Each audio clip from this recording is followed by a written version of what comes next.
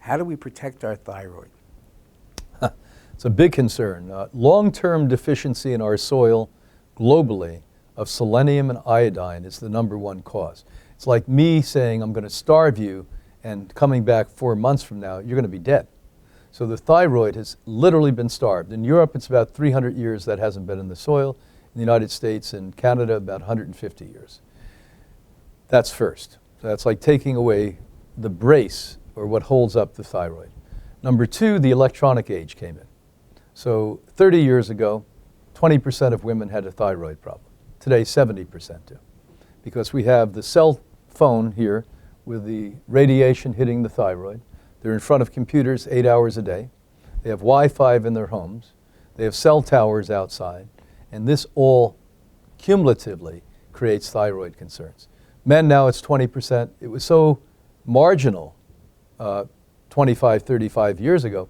If I saw a man with a thyroid problem, I asked him, did he work around radiation? That was the only guys I ever saw.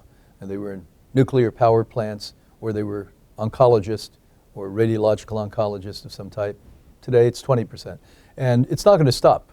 I mean, if we don't rapidly put the brake on and go in reverse quickly and start to take these nutrients and get rid of these electronic, or at least protect ourselves from the electronic, like I do. We created, along with the Russians and the Germans, the high pulse.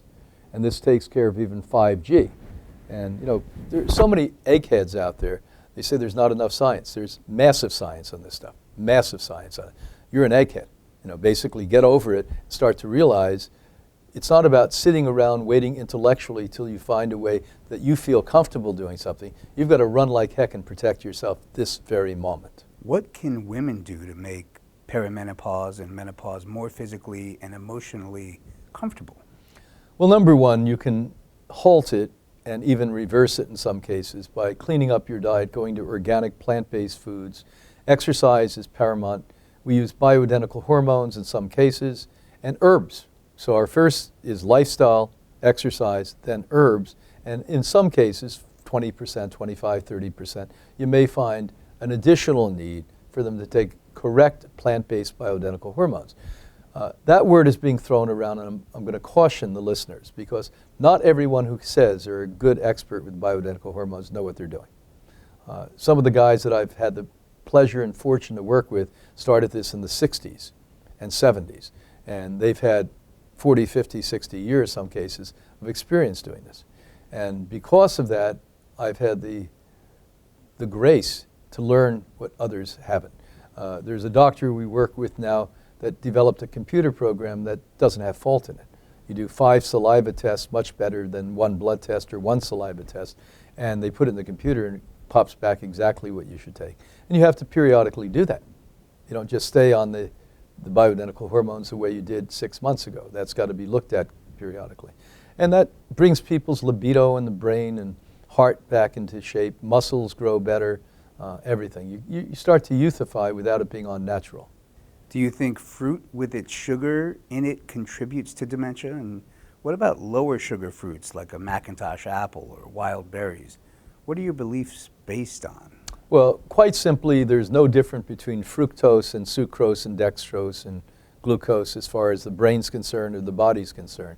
As a matter of fact, the leading authority in the history of cancer research, Thomas Seyfried, basically tells you that sugar from fruit causes more cancer than any other sugar. All sugars make you fat. Fruit sugar actually metabolizes like fat, reducing oxygen, fermentation. And you look at the Warburg effect from 1924, won the Nobel Prize in the early 30s. That's what we're talking about here. We don't have to redo the study. We have to read it and get it. We took fruit out of the diet for anyone who was sick with cancer 40 years ago, 38 years ago, with viral diseases, bacterial diseases, fungal diseases, yeast problems, low and high blood sugar. And we saw clinically, we saw rapid recoveries. We saw people who weren't getting well or minimally were getting well immediately started to get well. It's a done deal now. It's a science. Even Anderson did a study that said stop eating sugar. Sadly, the doctors there don't know it, but they came out with that study. And so the other thing I have to say to you is that if you are going to eat fruit, I don't eat any fruit. It's not part of my diet anymore because I see on a daily basis the havoc it plays, because it's been hybrid to have massive amounts of sugar.